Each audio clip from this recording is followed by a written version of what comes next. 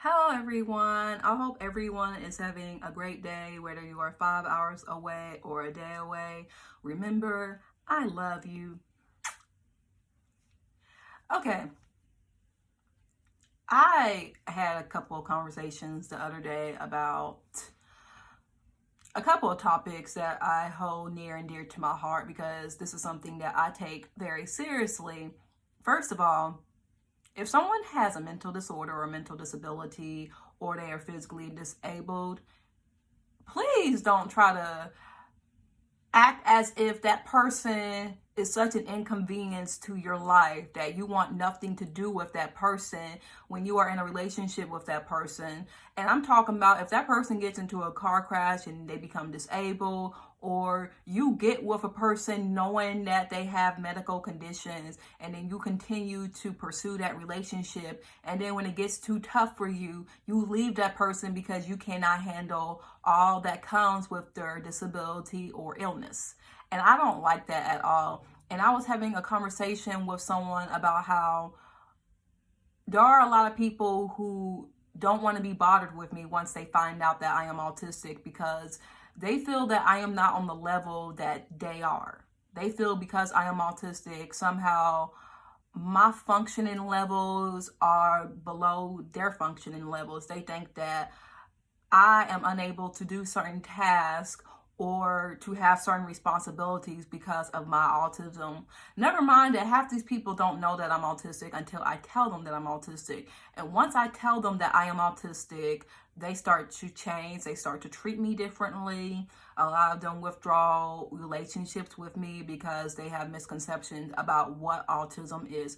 Autism is a neurological disorder that affects the brain, and one of the symptoms of autism may be speech impediment, language delays, social delays, development delays.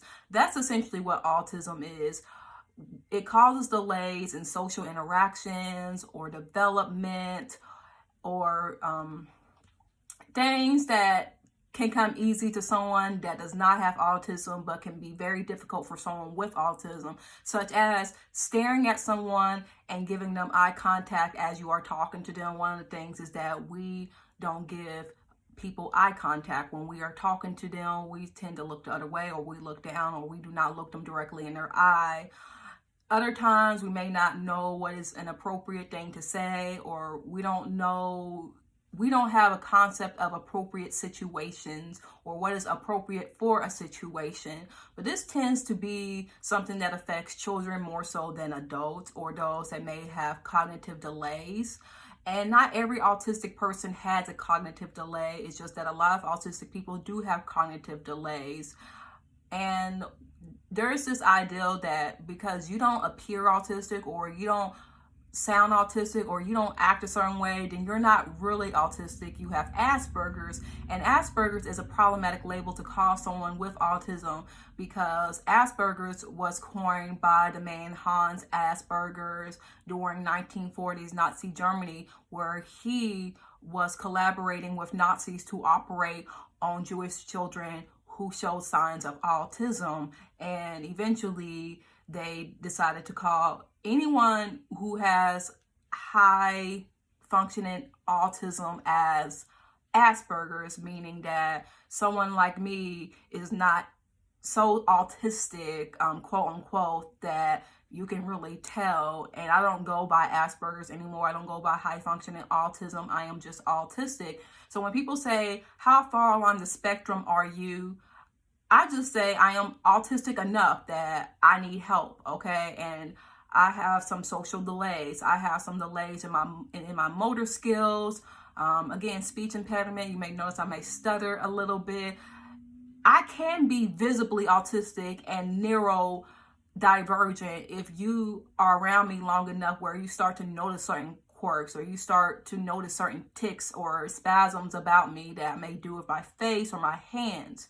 And not every autistic person is the same.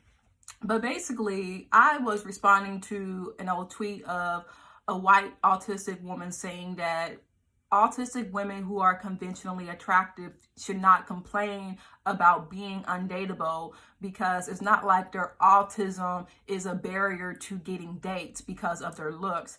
And I'm just like, yes, it is. Yes, it is.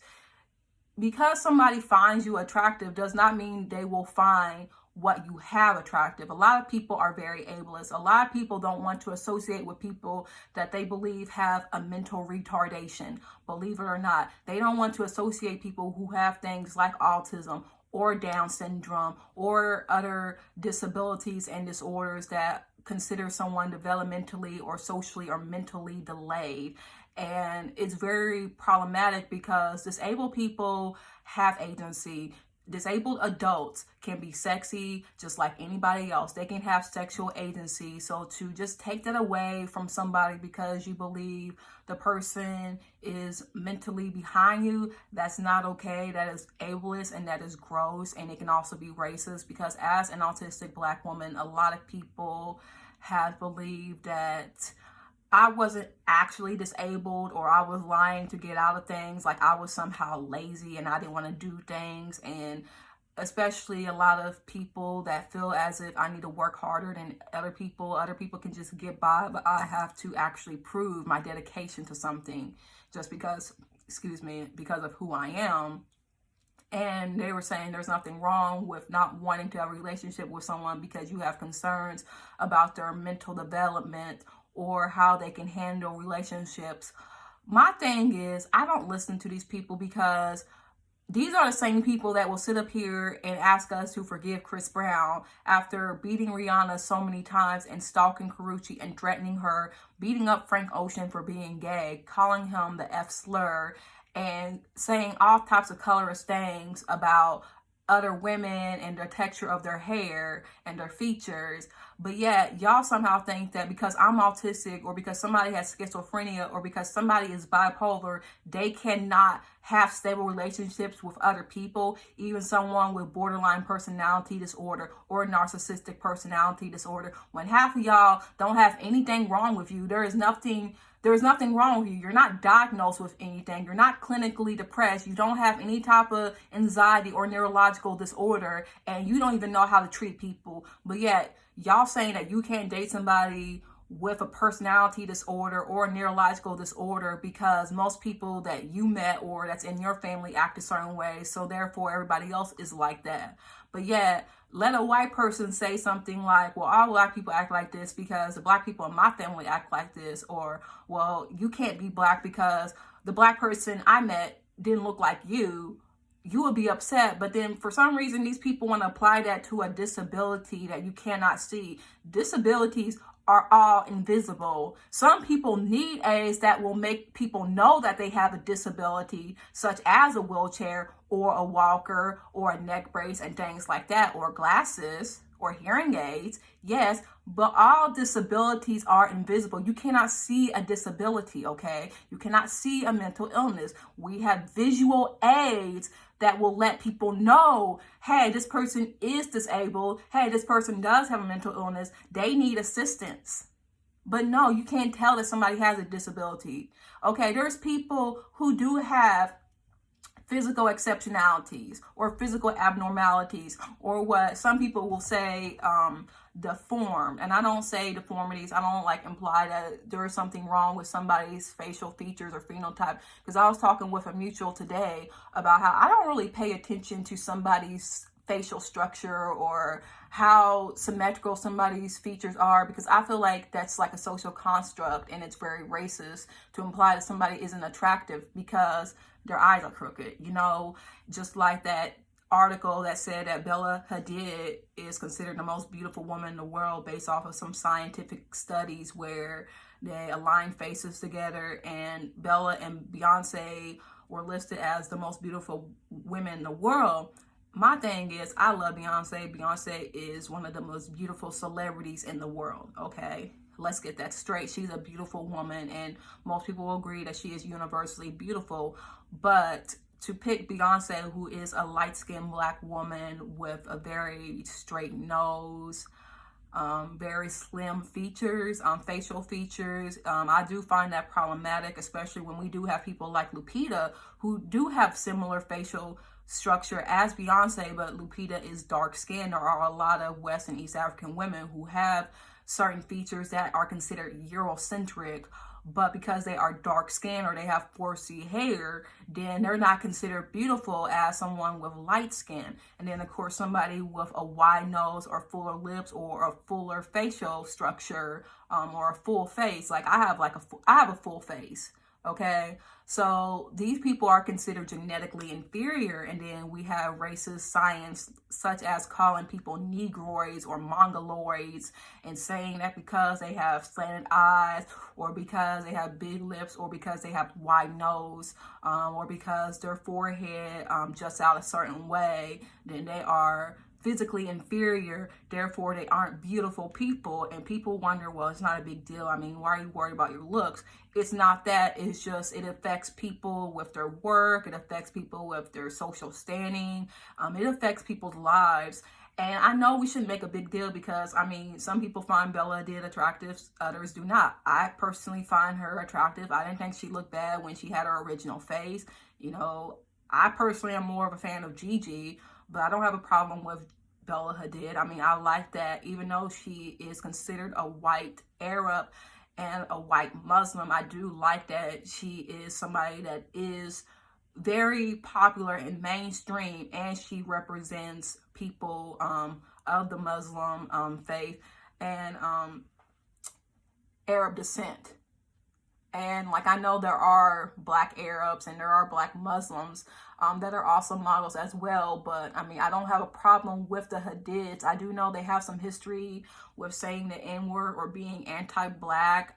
This was probably when they were about 15 and 16. I'm not holding it against them. I'm just kind of looking at them from a distance. I follow both of them on Instagram. Again, I think that they are pretty. I just think that to say that someone is beautiful because of the way their facial features are aligned, I have a problem with that. So that's why when people say, well, I don't see how ableism affects men finding you attractive. Well, a lot of people assume that because you are disabled, you have deformities, like you got a crooked face or you got a cockeye. And I've used the term cockeye before, because a lot of people in my family do have genetic, they have what they call lazy eye or something like that.